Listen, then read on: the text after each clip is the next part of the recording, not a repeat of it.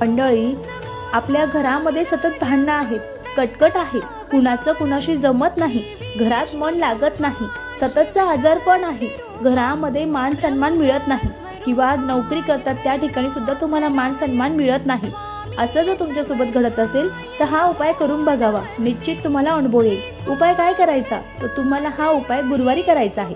अगदी तुम्ही न चुकता हा उपाय जर 3 गुरुवार केला तर निश्चित तुम्हाला याचा अनुभव येणार आहे. उपाय कसा करायचा तर हा उपाय पुरुष, महिला, मुलगा, मुलगी करू शकतात.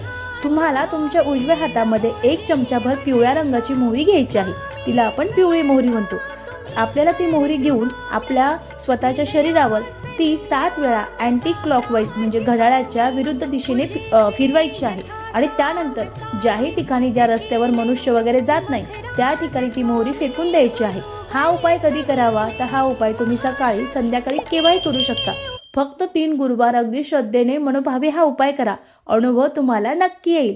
श्री स्वामी समर्थ. धन्यवाद.